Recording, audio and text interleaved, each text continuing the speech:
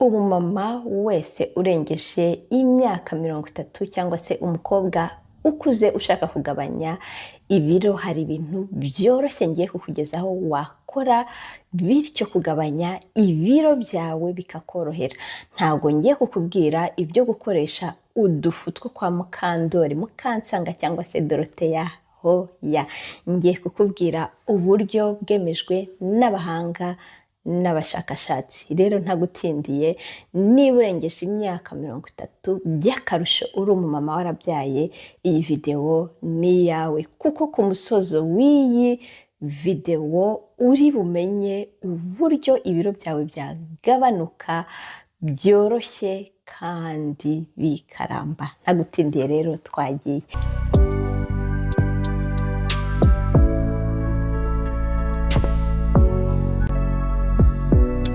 Ikintu cya mbere ugomba gukora niba urengeje imyaka 30 ni ukumenya ko umubiri wawe utagifite imbaraga nk'izo wari ufite ukiri umukobwa w'imyaka 15, 20.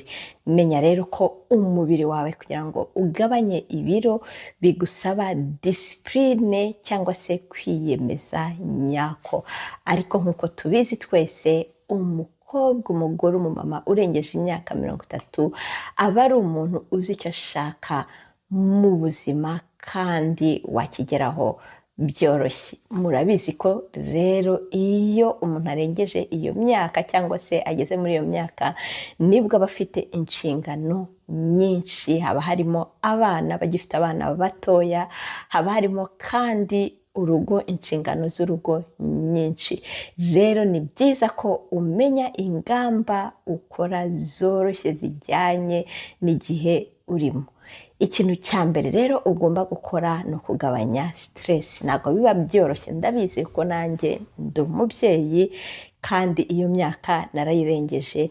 Ndabizi ko umuntu aba afite inshingano zitoroshye pe, ariko icya mbere ni ukugabanya stress, tukagerageza tukagabanya stress, tugashyira kuryama amasaha 8 mu buzima bwacu bwa buri munsi, kandi ya saha turyamiyeho akaba ari nayo tubyukiraho. Ikindi rero cyagufasha kugira ngo ibyo biro bigabanuke ni ukumenya uburyo urya amafunguro yawe, ukamenya diet igendanye nawe kandi ntiwiyime ibiryo. Nkanjye ni urugero, nkoresha diet ya intermittent fasting. Natangiye kuyikoresha nkiba umumama. Diet yanjye uko nyikoresha, mu gitondo iyo mbyutse kugera saa sita nta kintu kira mu kanwa kanjye, kajyamo ikintu saa sita iyo ndiye nibwo navuga ndya ibiryo bwa mbere. Ariko ntabwo bivuze ko amazi yo ndayanywa. Amazi ndayanywa gusa kugera saa sita.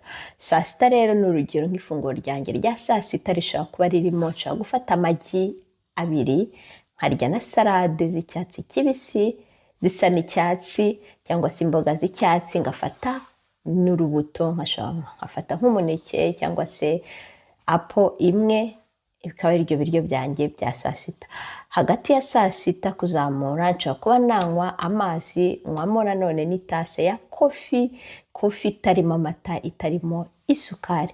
Noneho nkongera kurya ibindi biryo saa moya za nimugoroba, nkarya ibiryo birimo intungamubiri, sinibagirwe proteine, imboga, kandi ngafata karori nkeya. Rero nawe bitewe n'uko umubiri wawe umeze, urebe diet igukundiye, diet washobora gushobora.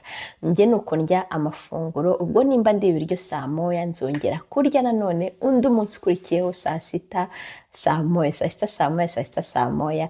Hagati aho hatari ayo masaha nta kintu kira mu kanwa uretse ibintu byo kunywa, amazi cyangwa se kofi bitarimo isukari. Iyo niyo diet ngiye nkurikiza, kandi kuva nayitangira nataye ibiro byose nari narafashe, nsubira ku biro nari mfite nkiri umukobwa. Ariko byansabye imyaka 5 kugira ngo iyo discipline mbashe kuyubahiriza, kuko navuye ku biro 105 ngera ku biro 58. Ariko ni discipline yabanjije kungora, ndababwiza ukuri, ariko ubu nsigaye numva nta n'ikindi nakora kitari icyo ngicyo. Ikindi kandi kuwa gatandatu no ku cyumweru mfata umunsi umwe muri iyo ngiyo nkaba nawumara nta kintu ndiye, nyweye amazi gusa kugira ngo umubiri wanjye ubashe gusohora iyo myanda yose n'ibinure byose byari byibitse. Rero nawe urebe diet igushobokeye, niba wumva intermittent fasting aribwo buryo washobora, hasi harimo link y'ukuntu wakora iyo intermittent fasting, uburyo wahitamo, amasaha wahitamo kugira ngo ubashe kugabanura ibiro. Icyo ni ikintu cya kabiri ugomba gukora, ni kureba uburyo urya, amafunguro urya ariho iki. Ikindi rero cya gatatu wakora ni ukureka ikintu bita inzoga. Nimba wanywaga ikintu kirimo inzoga ugomba kuzireka, kuko inzoga ni umwanzi w'umuntu. Iyo umubiri wawe wakiriye inzoga ugira ngo ni uburozi buje, noneho umwijima ukajya gutwika izo nzoga. Urumva rero nutwika izo nzoga gusa, umubiri wawe ntabwo ubona imbaraga zo gutwika ibinure. Niba uri umuntu buri nimugoroba wanywaga ikirahure cya vin rouge, bavuga ko ari cyiza, ariko niba uri umumama, umugore, umubyeyi ushaka kugabanya ibiro, icyo kirahure ukibagirwe. Niba wakundaga akabyeri gakonje rwose ko muri firigo, akabyeri ukibagirwe, kuko ntabwo uri bubibangikanye, kandi nzi ko disipurine ubyiyemeje, iyo disipurine iroroshye, wabikora, wabishobora.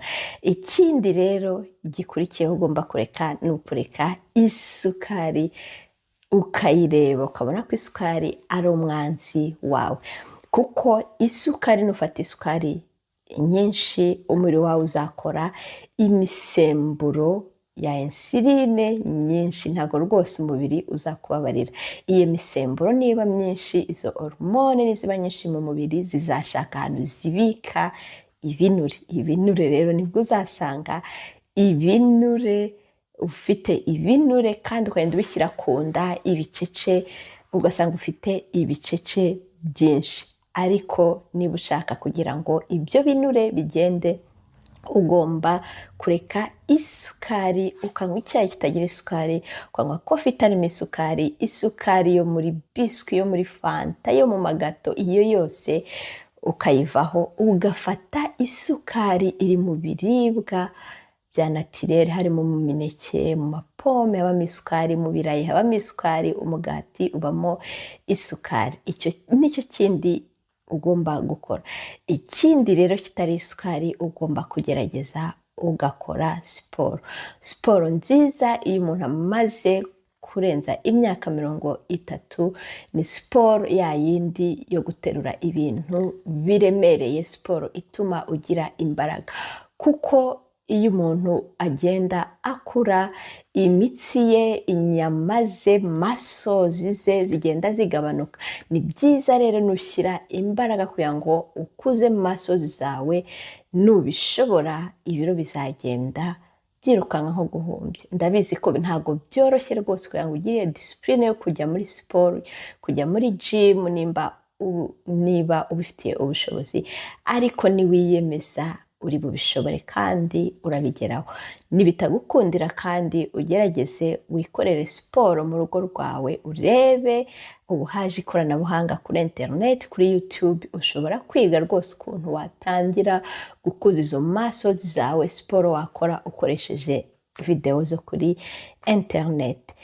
Rero nizere ko turi bufatanye twese nk'abamama, tugatangira kugabanya ibiro kandi tukagenda twungurana ibitekerezo. Rero nimba uzi undi muntu wese, umumama wese urengeje imyaka 30, umusangize iyi video kandi ukore subscribe kuri channel ya Aduhire. Iyi ni channel duhana ibitekerezo, twungurana ibitekerezo kugira ngo twubake umubiri wacu nk'abamama, nk'ababyeyi, nk'abakobwa bakuze. Karibu rero, ndagushimiye cyane wowe waje kwifatanya nanjye. Naho ubutaha, bye.